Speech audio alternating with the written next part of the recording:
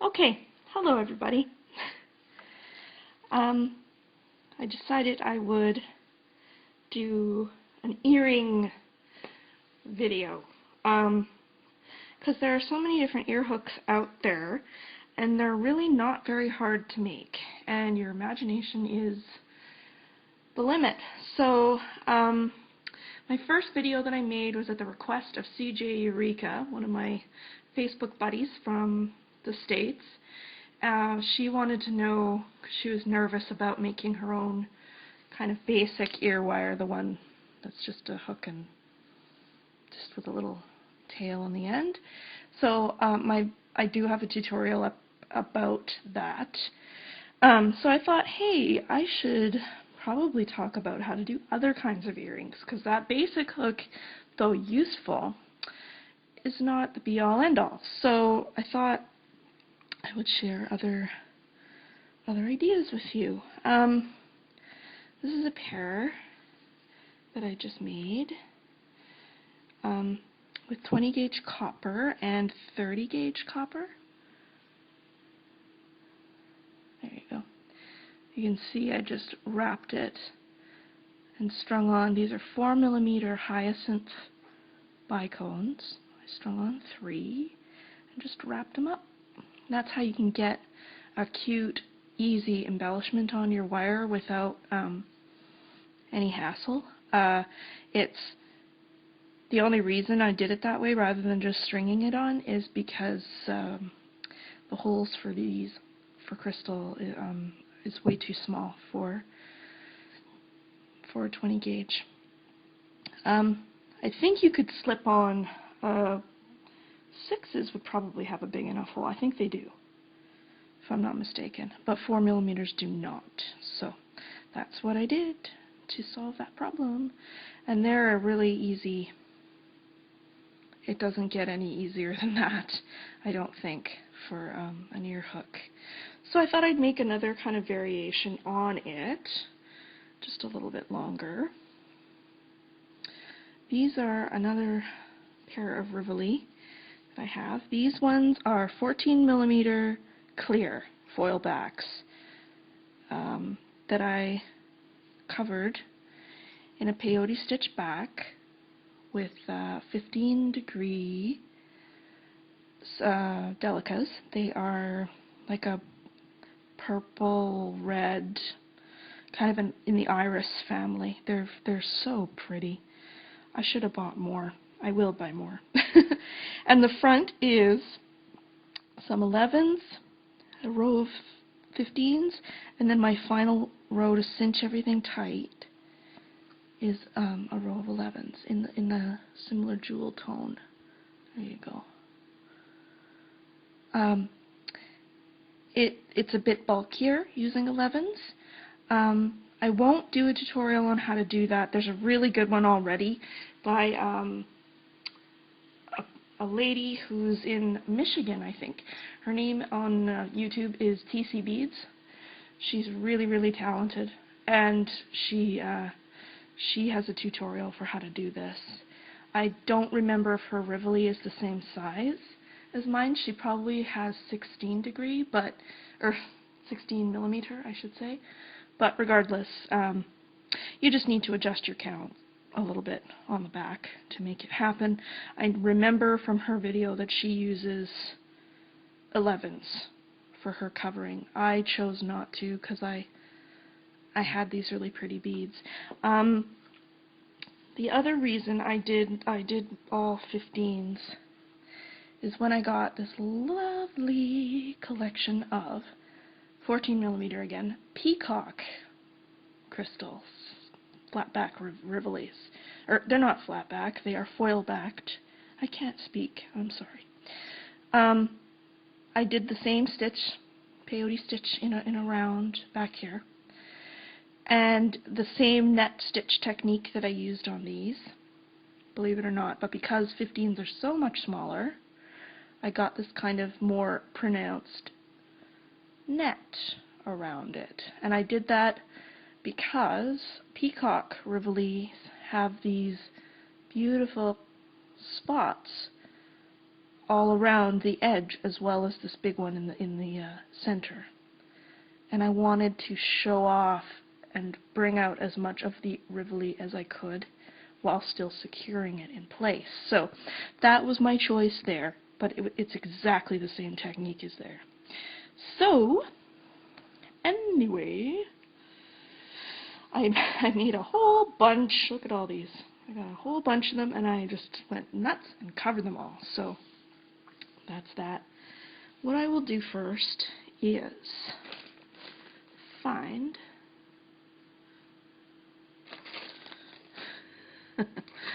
some thread or something. Oh, I'll just use white. Why the heck not? It's easy to see. I will thread my needle and get some beads, and I will be right back. Okay, so I've threaded a needle and I tied a knot in my beadwork here. Whoop. Yeah. And I've just come up through a couple of beads to the relative center. Because I counted persnickety, I got a little fussy and I made 7 points on each rivoli so that they would be symmetrical. I know that I can get the loop that I'm going to make in the same spot on the setting, you see. It's a little bit tricky, but if you do that, then you'll have an easier time with this. So I'm going to string on 8, 5, 6, 7, 8 beads. I recommend using 15s because they sit together tightly, whereas if you use 11s, they don't. Even if you use flat sidewalls like cylinder beads, it doesn't matter. They still will make a gap, and you don't really want that because you don't want your metal, whatever metal you're using, you don't want it to be rubbing directly on your, in this case I'm using some Nymo, even fishing line or fire line or whatever you've got. I wouldn't recommend having wire in direct contact with it, just because it'll wear it out. Even though it is a synthetic, it will still wear out, and you really don't want to do that after you've worked so hard. So I just tied a knot and went through a couple of beads, and I'm going to reinforce this a little, even though it doesn't really need it. I'm going to come around and come up through a couple.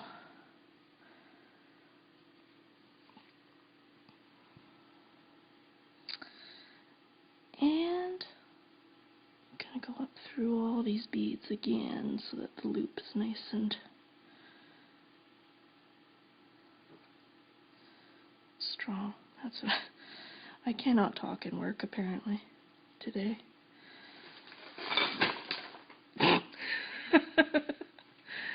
Major, did you fall over? You funny cat. Alright, so these are getting snug. There we go. Just use your pliers if you have to pull it through. If you're using a nice quality bead like these delicas, then you can feel safe in pulling a little bit because the holes are precise. There we go. And you're not going to break one or something. So now we've got that. I'm going to kind of go over here. Can you see what I'm doing? It'd be nice if you could. I've just shifted over and I'm going through here. I'll do it again. This is where my working thread is. I'm just going over. Geez, will you stop being so bogus?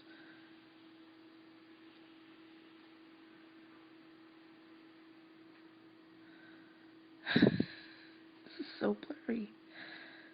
Good God. Even I can tell that's blurry. And I'm like the worst for that. Here's the thread. I'm just going up through a couple of beads adjacent to the loop here that we just made. Pulling. And then I'm going to go under the thread, not through any beads, but under there. Under just the thread that's there. No, not through any beads. Pulling and making a half hitch knot. Pulling tight, and then I'm just going to pull, I'll go through a couple of these. And just weave a little bit in so that your knot is hidden and your everything is hidden.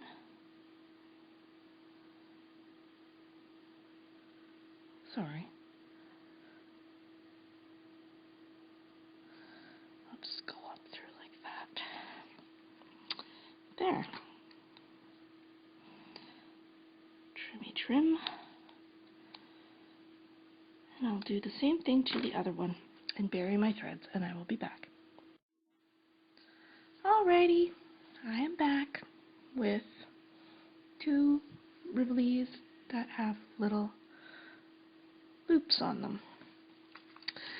So, what I will do now for my next trick, I will make the wire. So, I take about 3 inches or so of 20 gauge, in this case copper. I'm going to put it about here on my round nose pliers and just bend it, and then bend the longer piece away like so to make room for your dangle, whatever your dangle is.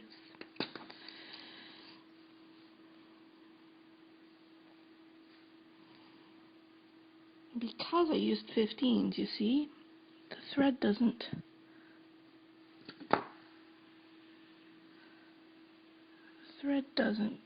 come into contact with the copper at all, which is the bomb, because you don't want it to do that.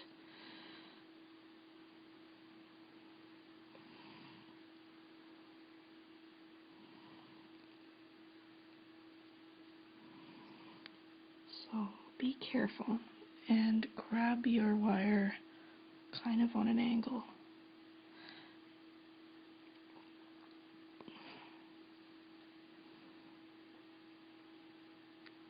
Come on. And then you just start wrapping up like so. And you can trim your tail.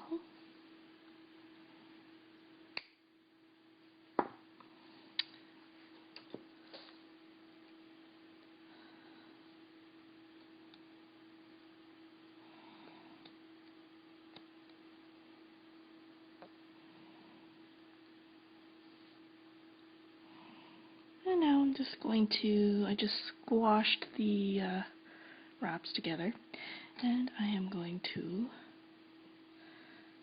just flatten the cut end in on itself around the wrap. There. Now, what you want to do is make sure you're nice and centered. There we go.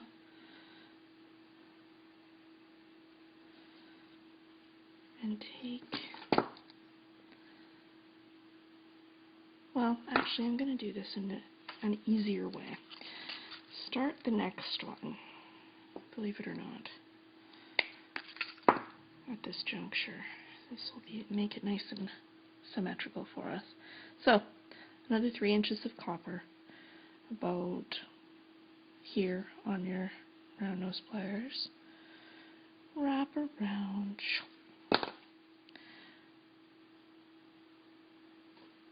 kind of like doing my wraps all at once, because if you do it a lot, your brain kind of gets used to that place on the pliers where you're doing your wraps, so your wraps are a little more consistent.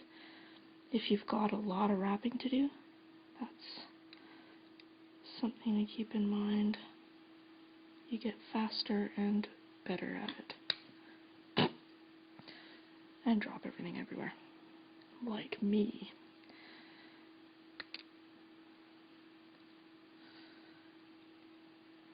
Good Lord, what did I just do? There we go.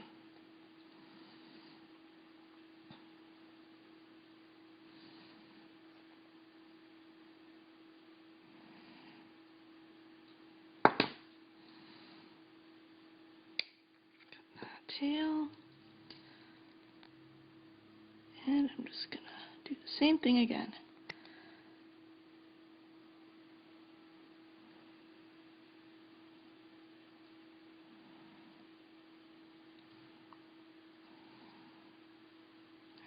Still sharp.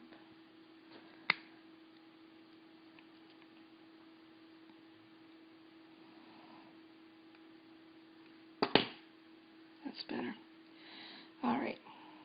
Now what I will do is kind of unkink this. There. So, take your earrings. Hold them together so that they are the same.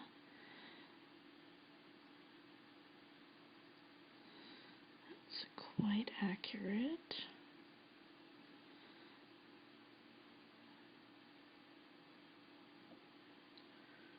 Yeah, just holding them, adjusting sort of where they are. And now, here's the reason why. I'm going to take my pliers and bend them both at once so that they're the same. So, for these ones I made the bend a little bit closer to the wrap, but these ones I think I'll make a bit longer.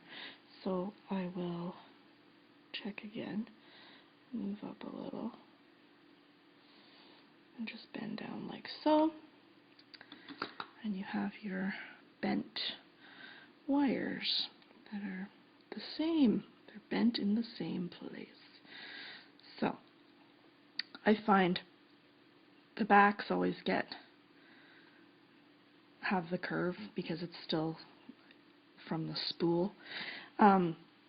What I do is just, because it's copper, you can just use your finger. I'll show you. Just take the longer side, hold it in your dominant hand, and then with your other hand just push out ever so, and then you get a nice curve. And then what you can do is put these suckers back together, hopefully.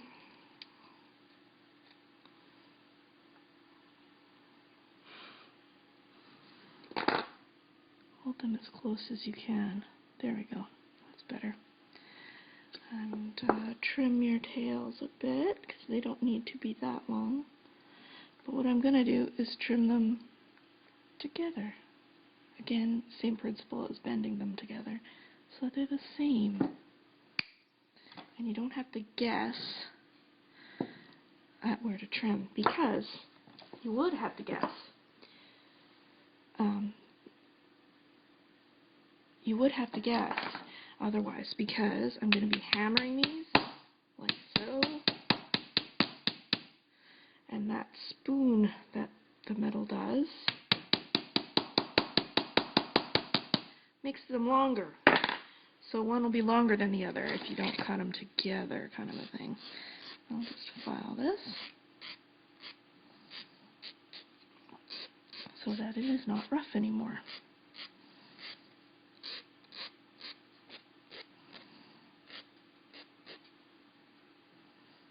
There, that's not sharp anymore. Mess with the bending if you want to. Work hardening them like that will affect your arc.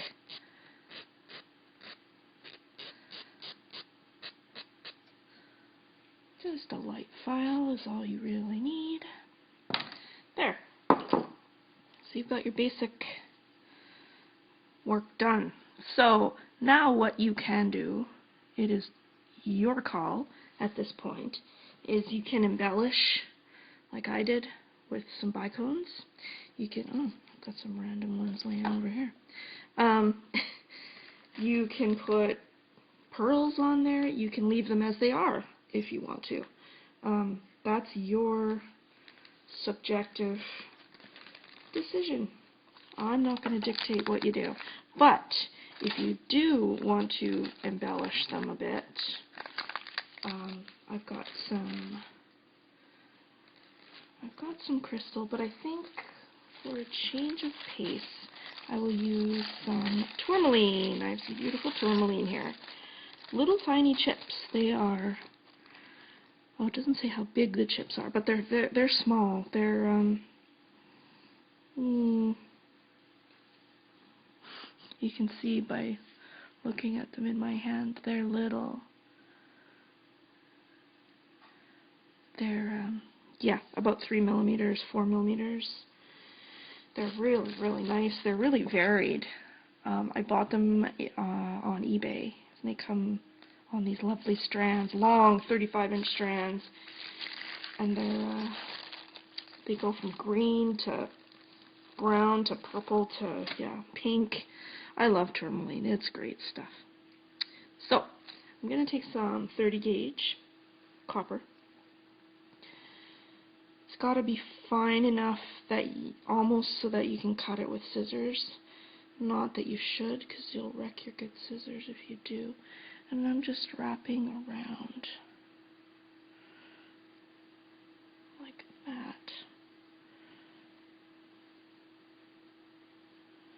Just a few times at the base here. Don't worry that the wraps are not perfect, because copper's nice and forgiving, so we can fix all that. I'm gonna just trim.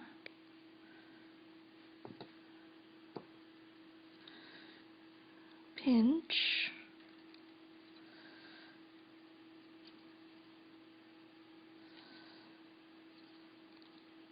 And then just very lightly and gently, because this is really fine. It breaks easily.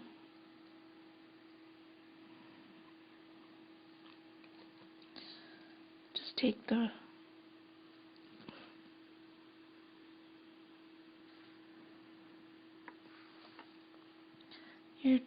goal here is just to get the links, or the loops, snuggy like that.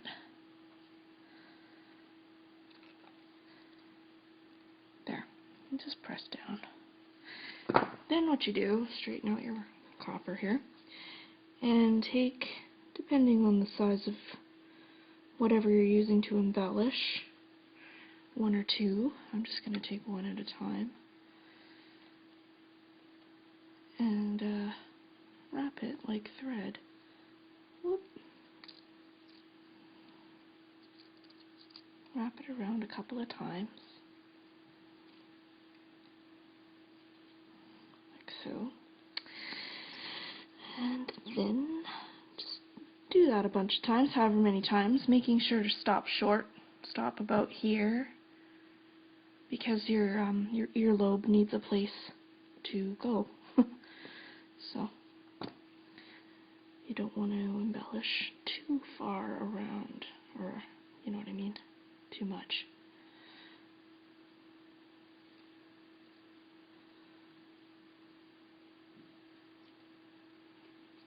So this is exactly the same technique I used for my previous earrings. I just used 3 4mm hyacinth Swarovski bicones on them instead of this variegated tourmaline, these little chips. That's what's so cool about doing your own ear hooks. You can do this kind of stuff and it's not difficult. It doesn't take very long, and you don't need much material.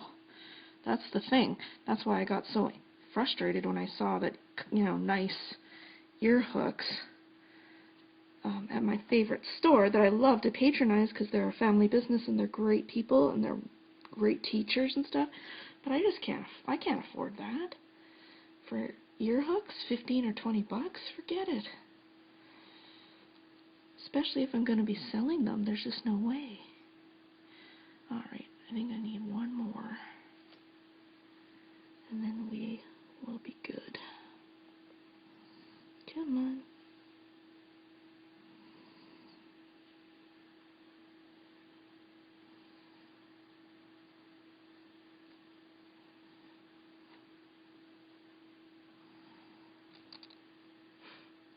Get on there. Get on the front where all the other ones are.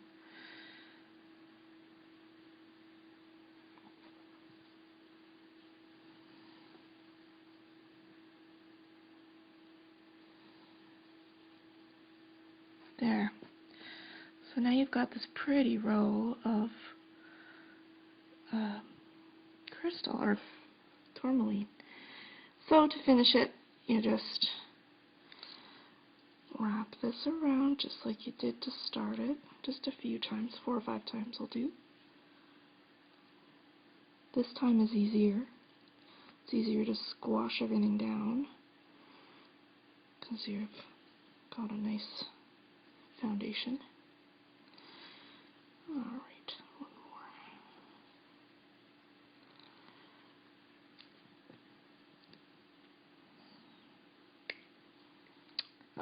There. And then you take your pliers, squish the end in, do any adjusting that you might need to do.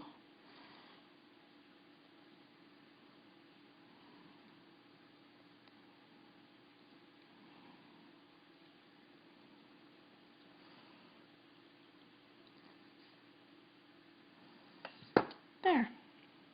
And that's all there is to it. So that's that. And these are nice. It makes a nice kind of long flowing earring without it being heavy or stiff. So I'm going to go ahead and finish embellishing my other earring, and then I'll come back with another earring idea. Cute little things. I grabbed some dyed crystal in my from my supplies, and I thought I might do another simple yet effective hook that it's easy. So the hardest part is going to be finding beads that are the same because they're all so different. I love these beads. They're the best. I got them from that bead shop that I love. They bring in the most awesome things. So there's one. There's one.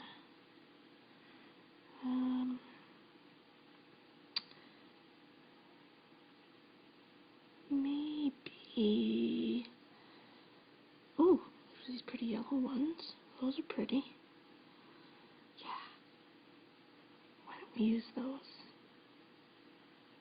Yeah, I've decided. That's what I'm going to do. Don't they look like candies? I love that. Okay. Here's the plan. I'm going to use brass 20 gauge again. You don't really want to use anything bigger than 20. 20 is kind of the max. And I'll make some links, I think, just to make a nice dangly earring. So I'll set myself up. Okay, so I've chosen 2 dark green ones as well, so that we'll have 3. That looks aesthetically pleasing. So I'm going to work from the bottom up in my construction. That tends to be how I do it. So I'm going to take 1.5 inches of wire. You have the option, you could hammer this, but I don't think I will, just for a change of pace.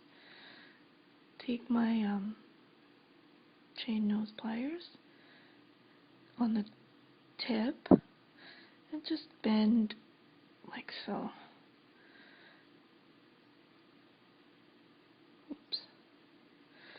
and then you'll have this little hook. And what I like to do is just squash that hook together.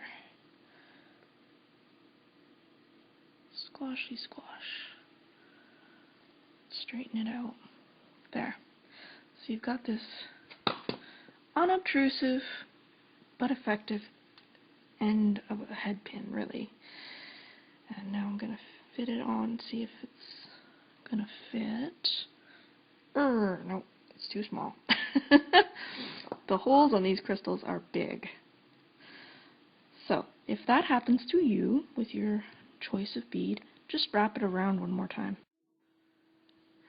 Okay guys, so here's what I came up with after I shut everything off. I was just like, creatively, I feel like this earring needs more. So I added something. I found some spare Dapper bar chain, they call it, that I had from another project. I don't remember what I was doing, but I thought, wouldn't it be sweet if I just sprinkled some crystal with these big crystals? So I did. All I did was, I will show you. First thing is I did the last wrap here, like that, and I'm going to find not the center, but one link longer on one side. Just grab a jump ring that's in the roughly in the middle of the chain, and it'll hang.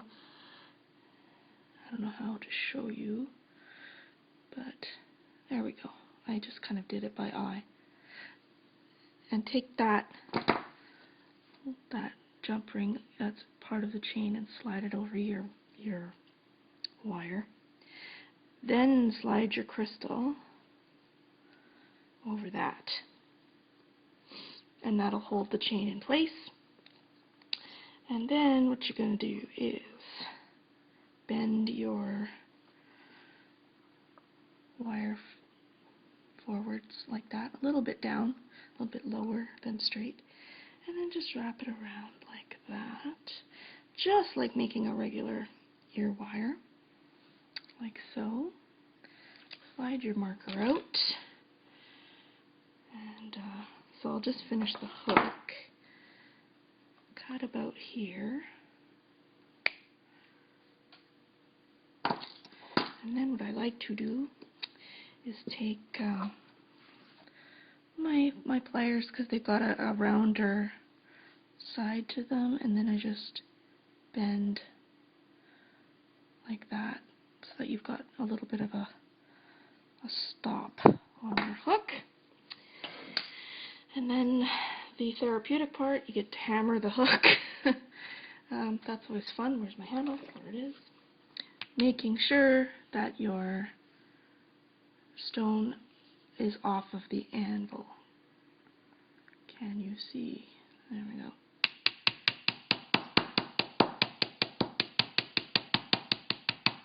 There. That's all you need to do.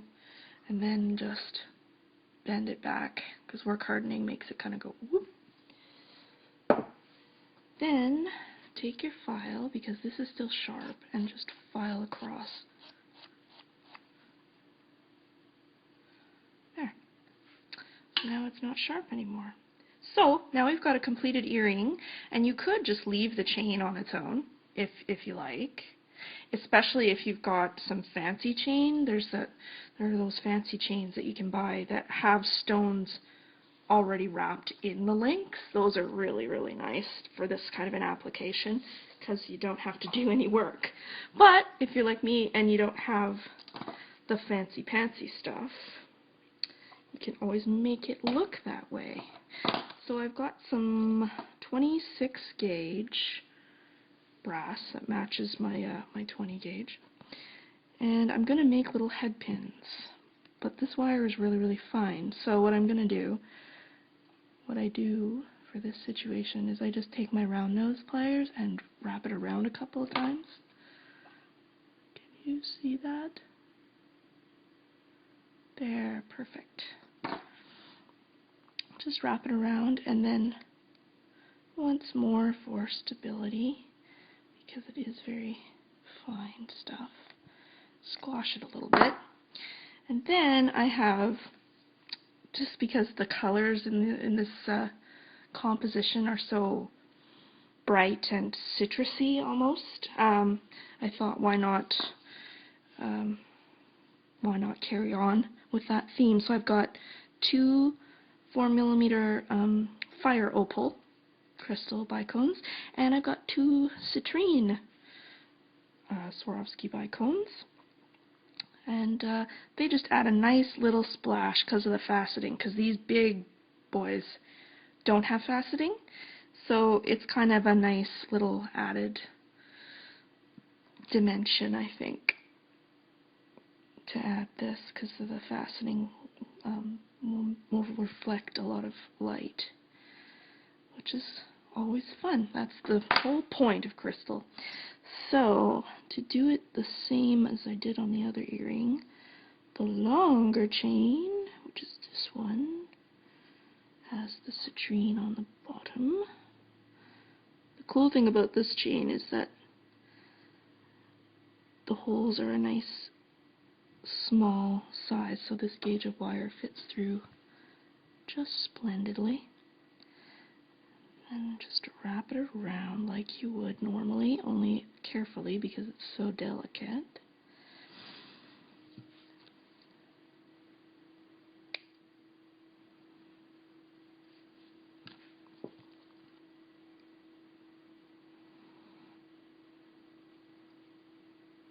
And very carefully pinch the end in after you've trimmed it.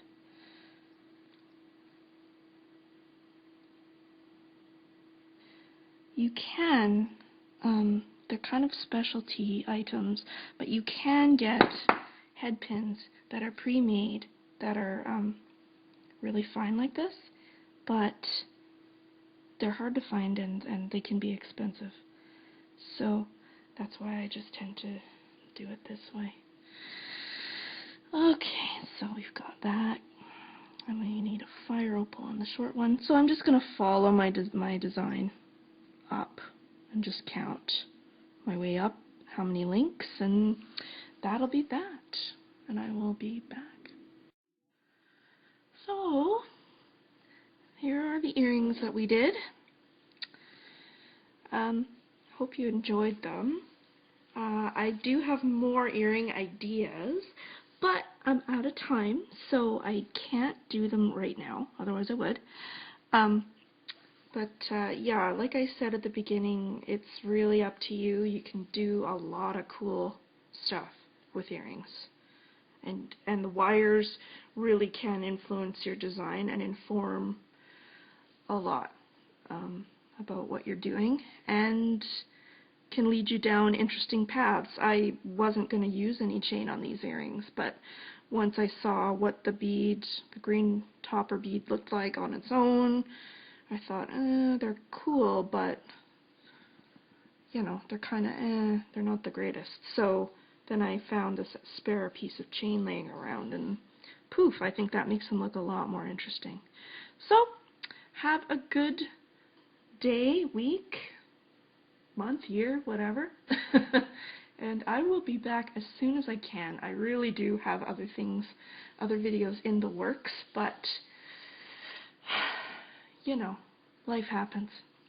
So, I will talk to you in the future. Bye. Look at this, look at this. That big black thing right there, that's a cat. He's in the grocery bag that's on the table. Major, I haven't seen you do this since you were a kitten. Well,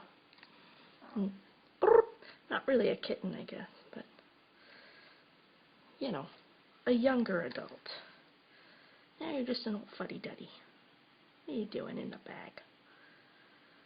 Oh, anyway. On to work.